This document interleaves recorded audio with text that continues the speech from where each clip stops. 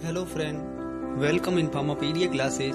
हम अपने फार्माकोलॉजी का लेक्चर नंबर 11 पढ़ रहे थे, जिसका नाम था एंटी मलेरियल ड्रग। उसका पार्ट फर्स्ट हमने पढ़ लिया। आज हम उसका पार्ट 2 पढ़ेंगे। पार्ट फर्स्ट के अंदर हमने मलेरिया के बारे में जाना था, कौन कौन सी प्लाज्मोडियम की स्पीसीज मलेरिया कोज करती है उसके बारे में हमने पढ़ा था। फिर हमने मलेरिया पैरासाइट की लाइफ साइकिल देखी थी। उसके बाद हमने मलेरिया के सिम्टम कौन कौन से होते हैं उसके बारे में हमने पढ़ा था। उसके बाद हमने मलेरियल ड्रग का क्लासिफिकेशन देखा था, उसमें हमने सिंकोना एल्कोलोइड अच्छे से पढ़ लिया था। आज जो बच्ची सारी क्लास है उसके बारे में हम पढ़ेंगे। अब हम 4 अमीनो क्यूनोलिन क्लास की ड्रग के बारे में पढ़ेंगे। तो इसके अंदर दो ही ड्रग इंपॉर्टेंट है, एक है क्लोरोक्विन और दूसरी है अमिडाइक्विन। तो इन दोनों का स्ट्रक्चर भी बहुत इंपॉर्टेंट है, एग्जाम में पूछा जाता है, तो दोनों का स्ट्रक्चर आपको याद रहना चाहिए। तो देखो, इन दोनों स्ट्रक्चर में देखोगे तो इतना पोर्शन दोनों में कॉमन रह रहा है। ये देखो, दोनों में इतना कॉमन है। तो जब इन दोनों का आईयूपीसी नेम होगा तो इतना नाम दो कॉमन ही रहेगा दोनों में। तो क्या है पहले वो देखते हैं, इस तो एरिया को क्या बोलते हैं। तो देखो, ये एक बेंजीन रिंग है, इसके साथ पायरिडीन रिंग फ्यूज है, तो इसी को हम बोलते हैं क्यूनोलिन। ठीक है। और इसके 4 पोजीशन पे 1 2 3 4, तो 4 पोजीशन के ऊपर अमीनो ग्रुप है, इसीलिए हम इसको बोलते हैं 4 अमीनो क्यूनोलिन। तो ये दोनों ड्रग 4 अमीनो क्यूनोलिन है, क्योंकि ये मोइटी इन दोनों ड्रग के अंदर है। इसके बाद 7 पोजीशन पे क्या क्लोरो है दोनों के।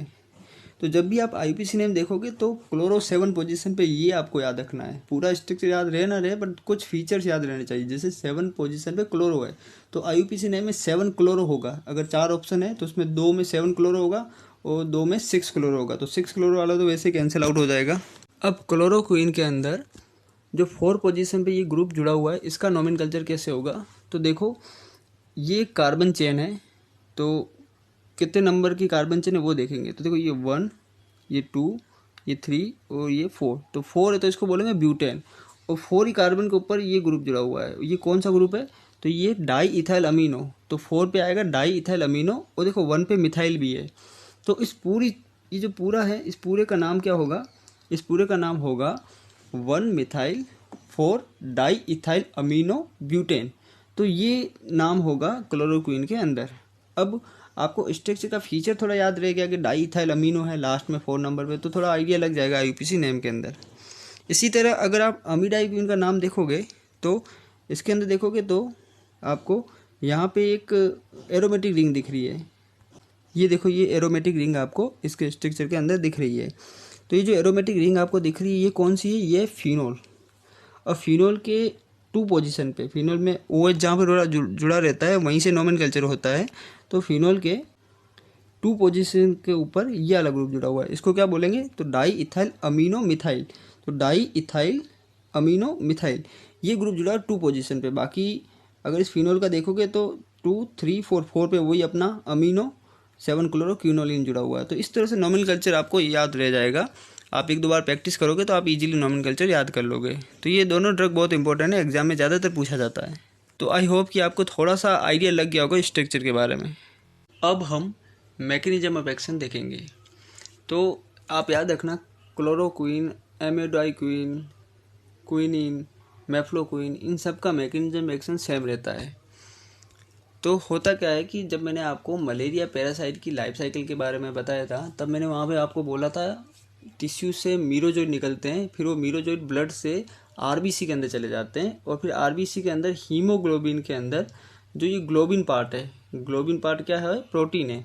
इस प्रोटीन को तोड़ के इसके अमीनो एसिड को यूटिलाइज करते हैं और खुद ग्रो करते हैं, मीरोजोइड बनाते हैं, नंबर ऑफ मीरोजोइड बनाते हैं।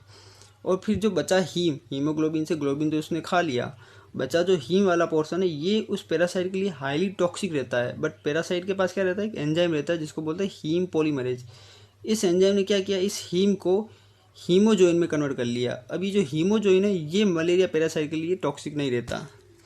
तो जब हमने ये ड्रग ली, क्लोरोक्विन, ये वाली सारी ड्रग, तो इन ड्रग ने क्या किया, इस हीम पॉलीमरेज को इनहिबिट कर लिया। जैसे ये एंजाइम इनहिबिट हो गया तो ये जो हीम है ये हीमोजोइन में कन्वर्ट नहीं होगा। तो जब हीम कन्वर्ट नहीं होगा तो हीम आपको पता है ये हाईली टॉक्सिक रहता है मलेरिया पैरासाइट के लिए।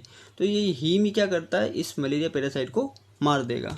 तो यही इसका मैकेनिज्म एक्शन है, आपको याद रखना। आपको बस इतना ही याद रखना है कि क्लोरोक्वीन ड्रग क्या करती है, हीम पॉलीमरेज एंजाइम को इनहिबिट करेगी, जिससे हीम बढ़ जाएगा और हीम ही पैरासाइट को मारता है। इतना ही याद रखना है, ज़्यादा इतनी इस तरह से लाइन से याद नहीं रखना आपको। अब हम साइड इफ़ेक्ट देखेंगे क्लोरोक्वीन के। तो वैसे तो बहुत सारे साइड इफ़ेक्ट हैं, नोजिया, वोमिटिंग, हेडेक वगैरह, तो ये सब आपको याद नहीं रखना है। एग्जाम पर्पज़ में जो इंपॉर्टेंट है साइड इफ़ेक्ट वही याद रखना है। जैसे कि पहला है विजुअल डिस्टर्बेंस, तो क्लोरोक्वीन का साइड इफ़ेक्ट विजुअल डिस्टर्बेंस रहता है। इसके बाद ए ग्रेनुलोसाइटोसिस, तो ये भी क्लोरोक्वीन का रहता है, बट अमिडाइक्विन का ज़्यादा रहता है। तो दो ही साइड इफ़ेक्ट आपको याद रखना है, विजुअल डिस्टर्बेंस और ए ग्रेनुलोसाइटोसिस। बाकी नोजिया, वोमिटिंग, हेडेक ये सब तो हर किसी के कॉमन ही रहते हैं, इसलिए एग्जाम में ज़्यादातर नहीं पूछे जाते। और ये जो क्लोरोक्वीन है ये हमेशा इरिथ्रोसाइटिक फेज पे ही एक्शन देगी। तो मैंने आपको मलेरिया की दो स्टेज बताई थी, एक थी टिश्यू स्टेज, दूसरी थी इरिथ्रोसाइटिक स्टेज, जो ब्लड के आरबीसी के अंदर होती है। तो आपको पता है इसका मैकेनिज्म एक्शन, आरबीसी के अंदर जाके ये ड्रग एक्शन देती है। तो ये इरिथ्रोसाइटिक ही स्टेज में काम करती है, ये टिश्यू स्टेज में काम नहीं करेगी ये ड्रग। इसके बाद हम देखेंगे कि क्लोरोक्वीन के अंदर रेजिस्टेंस आ जाता है। तो रेजिस्टेंस कैसे आता है, म्यूटेशन के थ्रू आता है। और म्यूटेशन किसके अंदर हो जाता है, तो वो जो ट्रांसपोर्टर जीन होते हैं जो क्लोरोक्वीन को ट्रांसपोर्ट करते हैं पैरासाइट के अंदर, तो अब सिंपल याद रखना, म्यूटेशन हो जाता है ट्रांसपोर्टर जीन के अंदर। अब आगे पूछ ले जीन का नाम क्या है, तो PFCRT और PFMDR। तो ये याद है तो ठीक है, बट आपको ट्रांसपोर्टर जीन याद रखना है, उसके अंदर रेजिस्टेंस आ जाता है। इसके बाद हम इसके यूज़ देखेंगे। तो क्लोरोक्वीन का यूज़ होता है प्रेगनेंसी के अंदर। ऐसी महिला जो प्रेग्नेंट है उसको मलेरिया हो गया, तो उस केस में हम क्लोरोक्वीन उसको दे सकते हैं। अदर ड्रग कंट्रा इंडिकेट रहती है, क्योंकि वो फीटस के ऊपर इफेक्ट डालती है। इसके बाद ये जितने टाइप के मलेरिया होता है उन सब में यूज की जाती है ये ड्रग। और मलेरिया के बाद ये रूमेटॉइड आर्थराइटिस के अंदर यूज की जाती है, लेप्रा रिएक्शन के अंदर भी ये ड्रग यूज की जाती है, और टिश्यू अमेबियासिस के अंदर भी यूज की जाती है। जब मैं आपको अमेबियासिस पढ़ा रहा था तब मैंने ये ड्रग के बारे में आपको बताया था, लेप्रा रिएक्शन में भी मैंने आपको बताया था, और रूमेटॉइड आर्थराइटिस हमने अभी पढ़ा नहीं है। तो आपको याद रखना है इन सब में क्लोरोक्वीन यूज की जाती है, और आजकल कोविड में भी क्लोरोक्वीन यूज की जाती है। अब कुछ एडिशनल इन्फॉर्मेशन है क्लोरोक्वीन के बारे में, वो भी देख लेते हैं। तो क्लोरोक्वीन का जो वॉल्यूम डिस्ट्रीब्यूशन रहता है वो मैक्सिमम रहता है, ये आपको याद रखना है। वैसे हम बायोफार्मास्यूटिक्स में पढ़ेंगे, बट अभी मैं आपको थोड़ा सा आइडिया देता हूँ कि जब भी हम कोई ड्रग लेते हैं तो ये देखो, ये सबसे पहले ये इंटेस्टाइन के अंदर आती है ड्रग। उसके बाद ये ड्रग आगे जाके ब्लड के अंदर चली जाती है, वहाँ पे ये प्रोटीन से बाइंड हो जाएगी, प्लाज्मा प्रोटीन से। फिर वहाँ से ये यहाँ पे ये सेल है, फाइनली ये सेल के अंदर ड्रग आती है, ठीक है। और यहाँ पे ये इंटेस्टाइनल फ्लूइड रहता है, तो इस तरह से ड्रग ट्रांसफ़र होती है। तो ये ड्रग यहाँ से इंटेस्टाइन से सेल के अंदर जो पहुँच रही है, इसी को वॉल्यूम ऑफ डिस्ट्रीब्यूशन बोलते हैं। तो जब कोई ड्रग इंटेस्टाइन से लेके सेल के अंदर पहुँच जाती है उसको बोलते हैं मैक्सिमम वॉल्यूम ऑफ डिस्ट्रीब्यूशन। अगर कहीं यहाँ बीच में अटक गई ड्रग तो उसका थोड़ा कम रहता है वॉल्यूम ऑफ डिस्ट्रीब्यूशन। तो ये जो क्लोरोक्वीन है इस ड्रग का मैक्सिमम वॉल्यूम ऑफ डिस्ट्रीब्यूशन रहता है, ये यहाँ से लेके सेल के अंदर तक पहुँच जाती है, तो इसीलिए मैक्सिमम इसका वॉल्यूम ऑफ डिस्ट्रीब्यूशन रहता है। बट आपको पता है क्लोरोक्वीन कहाँ एक्शन देती है, ये आरबीसी के अंदर देगी एक्शन। तो आपको पता है आरबीसी हमेशा ब्लड वेसल के अंदर रहेगी, तो अपने को एक्शन तो चाहिए ब्लड वेसल के अंदर, आरबीसी के अंदर, बट ये ड्रग तो जा रही है सेल के अंदर। तो इसीलिए क्लोरोक्वीन ड्रग का जो इनिशियल डोज रहता है वो मैक्सिमम 600 mg रहता है, ठीक है। ये 600 mg रहेगा कुछ दिन के लिए, 2 दिन के लिए। उसके बाद क्यों रहेगा, क्योंकि ये ड्रग मैक्सिमम इस सेल के अंदर डिपॉजिट हो जाए, फिर ये सेल के अंदर मैक्सिमम डिपॉजिट हो जाएगी, फिर ये ड्रग ब्लड के अंदर आ जाएगी। तो इसीलिए इनिशियल डोज क्लोरोक्वीन की ज़्यादा रहती है, बाद में इसको 300 mg दी जाती है, ऐसी कुछ इसकी डोज रहती है। तो जस्ट मैं आपको जनरल इन्फॉर्मेशन दे रहा हूँ क्लोरोक्वीन के बारे में। अब हम 8 अमीनो क्विनोलिन के बारे में पढ़ेंगे। तो इसके अंदर 2 ड्रग आती है, एक है प्रीमाक्विन, दूसरी है पेमाक्विन। तो ये 2 ही ड्रग इंपॉर्टेंट है। अगर आप इसका स्ट्रक्चर देखोगे तो ये तो है क्विनोलिन, और इसके 8 पोजीशन पे अमीनो ग्रुप है। जैसे आपने 4 अमीनो क्विनोलिन में देखा होगा 4 पोजीशन पे अमीनो ग्रुप था, तो यहाँ पे कौन सी पोजीशन है, 8 पोजीशन पे अमीनो ग्रुप है। और यहाँ पे आप देखोगे यहाँ पे ये एक और ग्रुप जुड़ा हुआ है, इसको क्या बोलते हैं, मिथॉक्सी ग्रुप बोलते हैं। तो 6 पोजीशन पे इसके क्या, मिथॉक्सी। तो जब भी 8 अमीनो क्विनोलिन ड्रग का IUPAC पूछा तो 6 मिथॉक्सी होगा और 8 अमीनो क्विनोलिन होगा, और इस अमीनो के ऊपर ये ग्रुप जुड़ा हुआ है। तो इन दोनों में इतना तो कॉमन है, बट लास्ट में यहाँ पे है डाई इथाइल अमीनो पेमाक्विन में, और यहाँ पे सिर्फ अमीनो है। अब ये जो आपको दिख रहा है ये कार्बन की चेन, तो इसका आईयूपीएसी नेम कैसे रहेगा, तो जैसे हमने क्लोरोक्वीन में पढ़ा था वैसा कुछ ही है, ये एग्जैक्टली क्लोरोक्वीन वाला ये सेम। तो देखो ये डाईइथाइल अमीनो, फिर ये क्या है, ये ब्यूटेन है, और ब्यूटेन के 1 कार्बन में मिथाइल है। जो क्लोरोक्वीन के अंदर लगा हुआ था वो एग्जैक्टली पेमाक्वीन के ऊपर है, ये वाला फंक्शनल ग्रुप। तो इसका आईयूपीएसी नेम क्या होगा, तो देखो 1 methyl 4 diethyl amino butane, exactly इसी का ऐसा ही रहेगा, 1 मिथाइल 4 अमीनो ब्यूटेन। यहाँ पे डाईइथाइल ब्यूटेन नहीं है, डाईइथाइल अमीनो नहीं है, यहाँ पे सिर्फ अमीनो है। तो इतना आपको कैरेक्टरिस्टिक याद रखना है, पूरा एग्जैक्ट आईयूपीएसी नेम रटना नहीं है, बट हाँ 1-2 बार प्रैक्टिस करोगे तो आपको एग्जैक्टली मालूम रह जाएगा कि 6 पे मिथोक्सी है, 8 पे अमीनो है, उस पर ये ग्रुप जुड़ा हुआ है, ऐसा याद रहना है। अब हम मैकेनिज्म ऑफ एक्शन देखेंगे। तो ये जो ड्रग है प्रीमाक्वीन, ये कन्वर्ट हो जाती है इलेक्ट्रोफाइल के अंदर। फिर ये जो इलेक्ट्रोफाइल है ये जनरेट करता है रिएक्टिव ऑक्सीजन स्पीसीज, जिसको ROS भी बोलते हैं, कई बार एग्जाम में ROS ही लिखा रहता है। अब ये जो ROS है ये क्या करेगा, ये ऑक्सीजन ट्रांसपोर्ट सिस्टम में इंटरफेयर करेगा। तो ऑक्सीजन ट्रांसपोर्ट सिस्टम का क्या काम रहता है, पैरासाइट के अंदर ATP जनरेट करना। तो जब इस सिस्टम के अंदर ये ROS इंटरफेयर करेगा तो पैरासाइट के अंदर ATP बनेगी नहीं और पैरासाइट मर जाएगा। तो आपको सिंपल सा मैकेनिज्म एक्शन है, याद रखना है, ये ROS जरूर याद रखना, रिएक्टिव ऑक्सीजन स्पीसीज, जो ऑक्सीजन ट्रांसपोर्ट सिस्टम में इंटरफेयर करती है। अब ये जो प्रीमाक्वीन ड्रग है ये इफेक्टिव है टिश्यू स्टेज में। तो मैंने आपको मलेरिया की जो लाइफ साइकिल बताई थी पैरासाइट की, तो उसमें मैंने आपको टिश्यू स्टेज बताया था और इरिथ्रोसाइट स्टेज बताया था। तो ये ड्रग टिश्यू स्टेज में इफेक्टिव रहती है, और जो क्लोरोक्वीन ड्रग है वो इरिथ्रोसाइटिक स्टेज में इफेक्टिव रहती है, और ये ड्रग किल करती गैमेट्स को भी। तो आपको पता है जब उसकी लाइफ साइकिल कंप्लीट होती है आदि जो हम ह्यूमन के अंदर, तो लास्ट में मेल और फीमेल के गैमेट्स बनते हैं, फिर वो गैमेट्स वापस मॉस्किटो आता है, सक करता है, मॉस्किटो के अंदर चले जाते हैं। तो ये उस गैमेट्स को भी क्या कर लेगी, किल कर लेगी ये ड्रग। इसीलिए ड्रग यूज होती है रेडिकल क्योर में।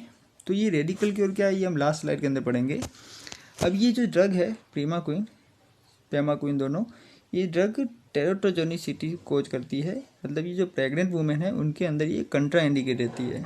तो ये एग्जाम में पूछा गया है कौन सी ड्रग एंटी मलेरियल कंट्रा इंडिकेट है प्रेग्नेंट वुमेन के अंदर, तो वो है ये वाली ड्रग प्रीमाक्वीन पेमाक्वीन।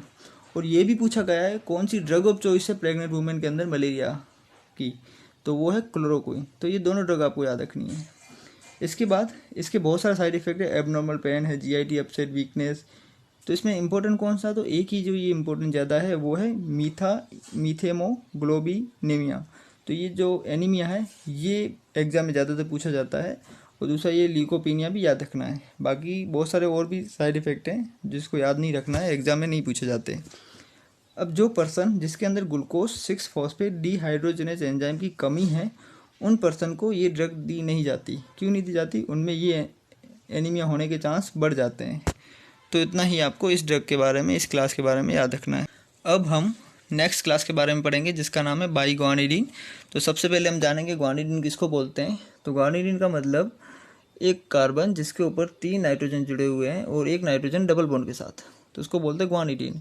और बाइग्वानिडीन मतलब 2 ग्वानिडीन मिलके बाइग्वानिडीन बनाती है। तो इसमें देखो 2 कार्बन है और 6 नाइट्रोजन है और 2 डबल बॉन्ड के साथ हैं, इसीलिए इसको बोलते हैं बाइग्वानिडीन। इसके अंदर एक ड्रग आती है वो है प्रोग्वानिल। तो प्रोग्वानिल का स्ट्रक्चर देखो, तो यहाँ पे देखो बाइग्वानिडीन दिख रही है, इसीलिए बाइग्वानिडीन डेरिवेटिव है। और यहाँ पे डाई मिथाइल मिथाइल ग्रुप है, और यहाँ पे 4 क्लोरोफिनाइल ग्रुप जुड़ा हुआ है। तो इसका स्ट्रक्चर इतना इंपॉर्टेंट नहीं है। अब हम इसका मैकेनिज्म एक्शन देखेंगे। तो देखो ये जो ड्रग है ये एक प्रो ड्रग है, ये बहुत इंपॉर्टेंट है, ये एक प्रो ड्रग है। तो प्रो ड्रग अपने बॉडी के अंदर लीवर के मेटाबॉलिज्म के थ्रू एक्टिव फॉर्म में कन्वर्ट होती है, एक्टिव मेटाबोलाइट उसका बनता है। तो ये जो ड्रग है प्रोग्वानिल, इसका एक्टिव मेटाबोलाइट का नाम क्या है, वो है साइक्लोग्वानिल। तो ये आपको याद रखना है। इसके बाद ये जो प्रो ड्रग है प्रोग्वानिल, ये जब एक्टिव ड्रग में कन्वर्ट होगी साइक्लोग्वानिल में, तो किस प्रोसेस के थ्रू होगी वो भी इंपॉर्टेंट है, वो है साइक्लाइजेशन। तो ये UPSC ड्रग इंस्पेक्टर के एग्जाम में पूछा हुआ है क्वेश्चन। तो वहाँ ये पूछा था कि कौन सी ड्रग साइक्लाइजेशन प्रोसेस से एक्टिव होती है, तो वहाँ ऑप्शन में प्रोग्वानिल था, तो प्रोग्वानिल आंसर था। तो UPSC ड्रग इंस्पेक्टर फार्मा का सबसे टफ एग्ज़ाम है। तो अभी 2019 में भी ये एग्ज़ाम हुआ था और ये एग्ज़ाम मैंने क्लियर किया था, बट मेरा इंटरव्यू में नहीं हो पाया। तो देखो ये साइक्लोग्वानिल इसका एक्टिव फॉर्म है, ये आपको याद रखना है। तो देखो ये यहाँ पे ये चेन दिख रही है बाइग्वानिडिन की, नीचे जाके आप देखोगे तो देखो ये साइकिल बन गई, ठीक है। तो जो ट्रायोजिन रिंग बन गई ना, तो ये क्या हुआ, साइक्लाइजेशन हुआ इस प्रोसेस को, तो इतना आपको याद रहना चाहिए। इसके बाद होता क्या, जब ये साइक्लोग्वानिल में बन जाएगी फिर ये इनहिबिट करेगी जो प्लाज्मोडियम का जो डाईहाइड्रोफोलेट रिडक्टेज एंजाइम है उसको इनहिबिट करेगी।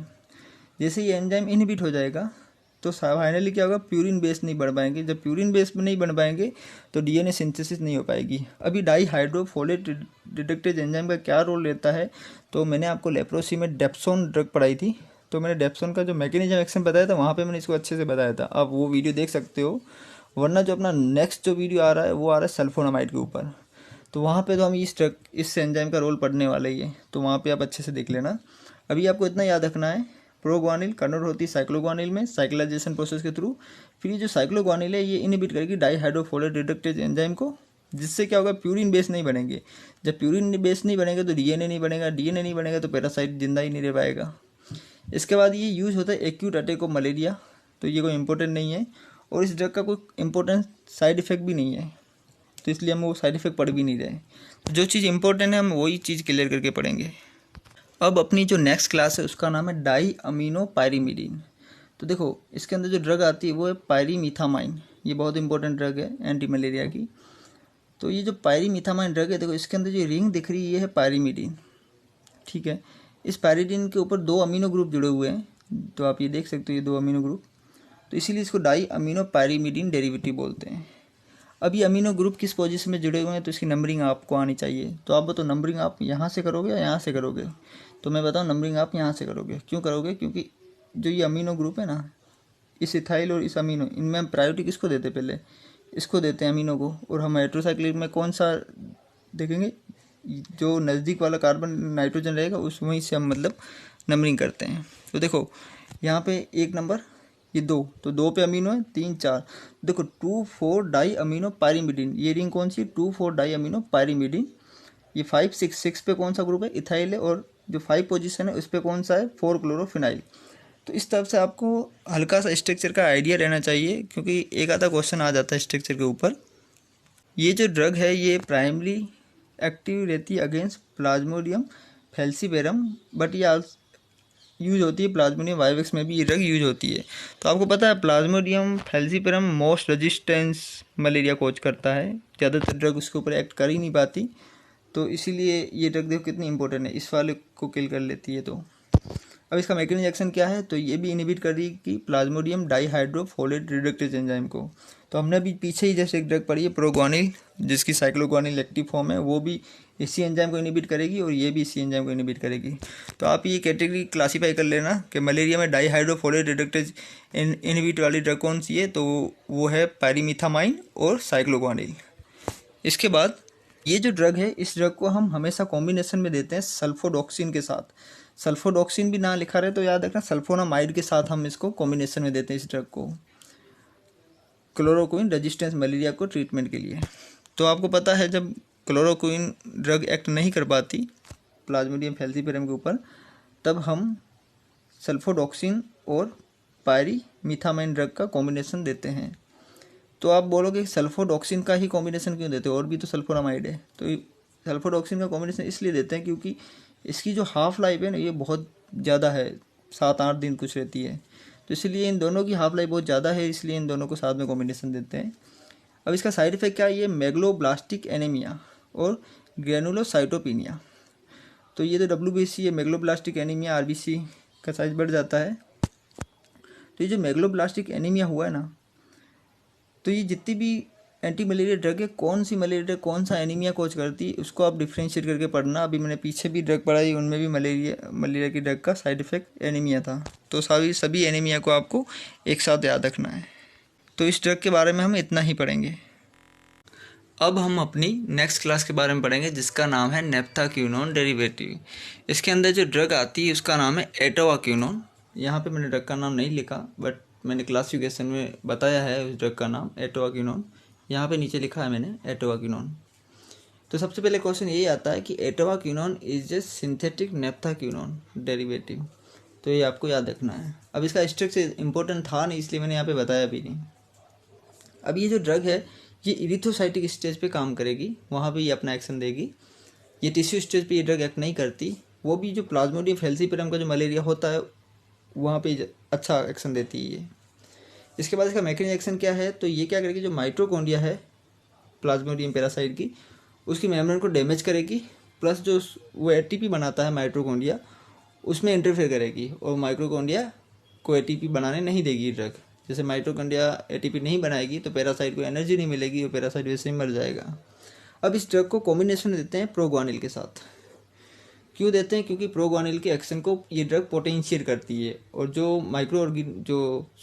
पैरासाइट है, जो पैरासाइट कई बार रेजिस्टेंस डेवलप कर लेता है प्रोग्वानिल्स के अगेंस्ट, तो उसको भी ये ड्रग रिड्यूस करेगी। तो प्रोग्वानिल के बारे में आपको बता चुका हूँ, ये प्रो ड्रग एक्टिव होती साइक्लोग्वानिल में और डाईहाइड्रोफोलेट रिडक्टेज को इनहिबिट करेगी। तो इनका कॉम्बिनेशन आपको याद रखना है। और मैंने पीछे आपको एक और कॉम्बिनेशन बताया था, उसमें मैंने बोला था सल्फाडॉक्सिन ड्रग है, उसको कॉम्बिनेशन दिया जाता है पायरीमीथामाइन के साथ। तो इस तरह से आपको कोरिलेट करके याद करना पड़ेगा पूरा टॉपिक। इसके बाद ये ड्रग यूज की जाती है प्रोफाइलैक्सिस में। तो प्रोफाइलैक्सिस किसको बोलते हैं कि डिजीज़ होने से पहले अगर हम ट्रीटमेंट के लिए जो मेडिसिन ले लेते हैं उसको बोलते हैं प्रोफाइलैक्सिस बोलते हैं। जैसे कि आप अफ्रीका जाने वाले हो घूमने के लिए, तो आपको पता है वहाँ मलेरिया ज़्यादा होता है, तो आप पहले ही प्रिकॉशन के लिए आपने एटावाकिनोन ड्रग ले ली, तो फिर आपको मलेरिया नहीं होगा। इसके बाद ये ड्रग यूज की जाती है टॉक्सोप्लाज्मा गोनिडी के इन्फेक्शन में भी। तो इतना ही आपको इस क्लास के बारे में याद रखना है, इससे ज़्यादा याद नहीं रखना है। नेक्स्ट जो अपनी क्लास है उसका नाम है क्यूनोलिन मीथेनोल्स। तो हमने क्यूनोलिन की अभी तक 3 क्लास पढ़ ली है। एक पढ़ी थी 4 अमीनो क्यूनोलिन, फिर पढ़ा हमने 8 अमीनो क्यूनोलिन, अब पढ़ना है क्यूनोलिन मीथेनोल्स। इसके अंदर जो ड्रग आती है वो मेफ्लोक्विन। अभी जो मेफ्लोक्विन है इसके अंदर जो ये क्यूनोलिन रिंग है, अब ये स्टीरियोआइसोमर है तो कोई स्ट्रक्चर इंपॉर्टेंट नहीं है, बट आपको थोड़ा आइडिया रहना चाहिए कौन सा ग्रुप जुड़ा रहता है इसके अंदर। तो देखो यहाँ पे अगर मैं नंबरिंग करूँ 1 नंबर, तो 2 पे देखो क्या है, ट्राईफ्लोरोमिथाइल ग्रुप, 3 4 5 6 7 8, और 8 पे भी क्या है, ट्राईफ्लोरोमिथाइल ग्रुप। तो मतलब 2 और 8 ट्राईफ्लोरोमिथाइल ऐसा ग्रुप जुड़ा हुआ है। तो आपको ऐसे आइडिया रहना चाहिए स्ट्रक्चर का, और बाकी स्ट्रक्चर इसका नहीं पूछा जाता एग्जाम में, जिनका पूछा जाता है वो मैंने ऑलरेडी आपको बता दिया है। इसके बाद ये भी ड्रग कहाँ एक्ट करेगी, इरिथ्रोसाइटिक स्टेज में। इसका मैकेनिज्म एक्शन क्या है, तो मैंने आपको जब क्लोरोक्विन का मैकेनिज्म एक्शन बताया तब वहाँ पे नीचे लिखा हुआ था मेफ्लोक्विन, तो वही मैकेनिज्म एक्शन है। तो ये इनहिबिट करेगी हीम पॉलीमराइज एंजाइम को, जिससे आगे जाके वो जो हीमोजोइन नहीं बनेगा, और फिर हीमोजोइन नहीं बनेगा तो हीम की कंसनट्रेशन बढ़ जाएगी, वो टॉक्सिक रहता है पैरासाइट के लिए। तो मैकेनिज्म एक्शन आप वहीं से देख लेना। अब ये जो ड्रग यूज कहाँ की जाती है ये बहुत इंपॉर्टेंट है, बहुत ही बार एग्जाम में पूछा गया है। तो ये drug chloroquine resistance Plasmodium falciparum में यूज की जाती है। तो देखो प्लाज्मोडियम फैल्सीपेरम में रेजिस्टेंस डेवलपमेंट हो जाता है जहाँ पे क्लोरोक्विन एक्ट नहीं कर पाती, तो उस केस में हम सिंगल ड्रग तो ये यूज करेंगे मेफ्लोक्विन। अगर कॉम्बिनेशन की पूछें तो सल्फाडॉक्सिन और पायरीमीथामाइन वो यूज करेंगे कॉम्बिनेशन का। अगर सिंपल ड्रग पूछी तो मेफ्लोक्विन है, आपको याद रखना है, ठीक है। इसके बाद इसकी एडवर्स रिएक्शन क्या है, तो देखो ये नोजिया है, वोमिटिंग है, डायरिया है, कभी एग्जाम में नहीं पूछा जाएगा, बट हाँ ये हेमेटोलॉजिकल ब्लड के रिलेटिव भी कुछ इसके साइड इफेक्ट रहते हैं। तो मेफ्लोक्विन में आपको इतना याद रखना है, इस पूरे में इंपॉर्टेंट बस इतना यही पोर्सन है इस पूरे में। क्लोरोक्विन रेजिस्टेंस प्लाज्मोडियम फैल्सीपेरम में ये ड्रग यूज की जाती है। मैकेनिज्म एक्शन तो इसका क्लोरोक्विन जैसा ही है, तो इतना ही आपको याद रखना है। नेक्स्ट जो ड्रग है वो आर्टिमिसिन डेरिवेटिव। तो इसके अंदर जो ड्रग आती है वो रहती है आर्टिमिसिन देती है, और ये आर्टिमिसिन आर्टिमीथर, आर्टीईथर और आर्टिसुनेट। तो ये जो आर्टिसुनेट है जो मैंने अलग कलर से लिखा है, तो ये वाटर सोल्यूबल रहती है, बाकी सारी ऑयल सोल्यूबल है। तो ये आपको याद रखना है, आर्टिसुनेट वाटर सोल्यूबल है।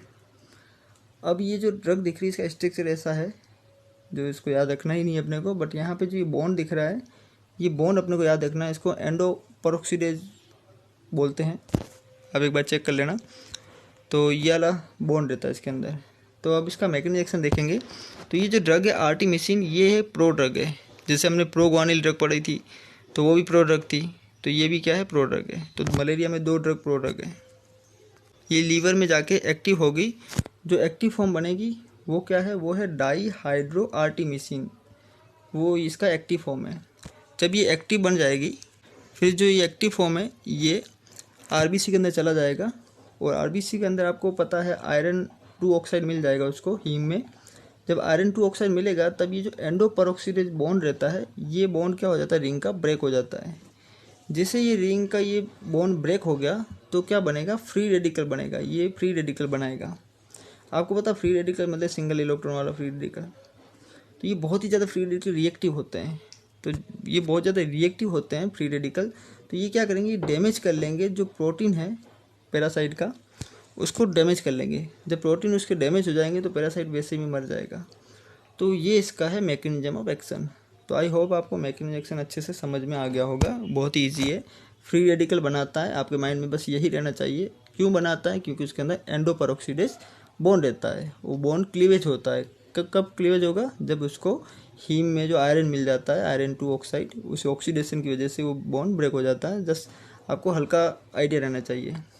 इसके बाद इसका एडवर्स इफेक्ट क्या है, तो ये इसके बहुत सारे एडवर्स इफेक्ट थे, बट जो इम्पोर्टेंट है एग्जाम के पर्पज़ में मैंने वही लिखे हैं। नोजिया, वोमिटिंग, डायरिया वगैरह ये आप बी फार्मा के एग्ज़ाम में लिख सकते हो। बट जो जीपी जैसे एग्ज़ाम में पूछा जाएगा तो वो है ये फर्स्ट डिग्री एवी ब्लॉकेज करेगा, और जो क्यूटी प्रलोंगेशन करेगा। तो आपको पता ईसीजी आपने देखी होगी, तो ईसीजी की जो ईसीजी आपने देखी होगी जिसमें पीक रहती है ईसीजी की, इस टाइप की PQRS। तो इस पीक का जो ड्यूरेशन है उसको बड़ा देगा, ठीक है। तो वैसे जब हम अरिदमिया पढ़ेंगे तब हम इसको अच्छे से देखेंगे। अभी बस आप इसको याद रखना कि ये अरिदमिया करता है, इसका साइड इफेक्ट है अरिदमिया। ये क्यूटी का प्रलोंगेशन कर लेता है और फर्स्ट डिग्री एवी ब्लॉकेज कर लेता है। तो ये इसका है साइड इफेक्ट। सो फाइनली हमने सिंकोना एल्कोलॉइड पढ़ लिया, 4-अमीनोक्विनोलिन पढ़ लिया, 8-अमीनोक्विनोलिन, बाइग्वानिलीन पढ़ लिया, डाई-अमीनोपाइरिमिडीन पढ़ लिया, नेप्थाक्विनोन पढ़ लिया, क्विनोलिन मीथेनॉल पढ़ लिया, ठीक है, और आर्टिमिसिन पढ़ लिया। अब ये 2 चीज़ हमने नहीं पढ़ी, एंटीबायोटिक और सल्फोनामाइड। तो सल्फोनामाइड का तो वैसे में लेक्चर नेक्स्ट वाला सल्फोनामाइड के ऊपर है, तो वहाँ से हम देखने वाले हैं। ये मैंने सल्फाडॉक्सिन के बारे में आपको बताया था, ये भी क्या एक्शन रहता है इसका, तो ये डाईहाइड्रोफोलेट सिंथेसिस को इनहिबिट करेगी, तो वैसे हम पढ़ने वाले हैं। इसके बाद है एंटीबायोटिक। एंटीबायोटिक में टेट्रासाइक्लिन और डॉक्सीसाइक्लिन यूज़ की जाती है। तो मैं ऑलरेडी आपको पहले भी वीडियो में बता चुका हूँ कि ये 30S राइबोसोम को ये एंटीबायोटिक इनहिबिट करेगी, जिससे प्रोटीन सिंथेसिस रुक जाएगा। अब वैसे हम एंटीबायोटिक पढ़ने वाले हैं, तब मैं आपको इसके बारे में अच्छे से बताऊँगा, इसीलिए मैंने इन दोनों क्लास को छोड़ दिया है। अब हम कुछ इंपॉर्टेंट पॉइंट देखेंगे जो मलेरिया में पूछे जाते हैं, जैसे कि क्लिनिकल क्योर, दूसरा है रेडिकल क्योर। तो क्लिनिकल क्योर किसको बोलते हैं, जो मलेरिया के एपिसोड आते हैं, जो फीवर के, जो 6 से 12 आवर के बीच में फीवर आता है मलेरिया में, आपने सुना होगा, एकदम सही हो जाएगा इंसान, फिर रात को एकदम से फीवर आ जाएगा। जो फीवर के जो एपिसोड आ रहे हैं, जो ड्रग इस एपिसोड को कम कर ले, उस ड्रग को बोलते हैं क्लिनिकल क्योर। जो क्लिनिकल सिम्टम रहते हैं उसको कम करने को बोलते क्लिनिकल क्योर। तो इसके अंदर 2 क्लास की ड्रग आती है, कि फास्ट एक्टिंग ड्रग, दूसरी स्लो एक्टिंग। तो फास्ट एक्टिंग में क्लोरोक्विन, मेफ्लोक्विन, क्विनिन, और स्लो एक्टिंग में प्रोग्वानिल, सल्फोनामाइड, पायरीमिथामाइन, टेट्रासाइक्लिन। तो इसको बोलते क्लिनिकल क्योर। तो इसके बारे में कभी एग्जाम में नहीं पूछते, बट हाँ रेडिकल क्योर के बारे में बहुत बार पूछा गया है कि कौन सी ड्रग रेडिकल क्योर करती है। तो रेडिकल क्योर किसको बोलते हैं, टोटल इराडिकेट करना है पैरासाइट को पेशेंट की बॉडी से, मतलब अपनी बॉडी में मलेरिया पैरासाइट रही ना, तो उसके लिए जो ड्रग यूज़ की जाती है वो है प्रीमाक्विन और पेमाक्विन। ये एग्जाम में बहुत पूछा गया है। इसी को बोलते हैं रेडिकल क्योर, मतलब अपने बॉडी से पूरा पैरासाइट को ही निकाल देना, वो भले टिश्यू स्टेज में हो, भले वो इरिथ्रोसाइटिक स्टेज में हो। मतलब आपको पता है प्रीमाक्विन क्या करती है, गैमेट्स को भी मार देती है, जो प्लाज्मोडियम के मेल फीमेल के गैमेट्स को भी मार देगी, और टिश्यू स्टेज में जो ये सेक्सुअल रिप्रोडक्शन करता है उसको भी मार देगी। मतलब सेक्सुअल और एसेक्सुअल दोनों स्टेज को इसने ख़त्म कर लिया, मतलब उसको इराडिकेट ही कर लिया। तो इसीलिए इसको बोलते हैं रेडिकल क्योर। तो ये आपको याद रखना है, रेडिकल क्योर और क्लिनिकल क्योर। तो फाइनली हमने मलेरिया काफ़ी अच्छे से पढ़ा है। अगर आप इसको 1-2 बार देखोगे और नोट्स बनाओगे तो आप एक भी क्वेश्चन छोड़ नहीं पाओगे, सारे क्वेश्चन हो जाएंगे आपसे। Thank you. लाइक करो मेरे वीडियो को, शेयर करो, सब्सक्राइब करो। Thank you.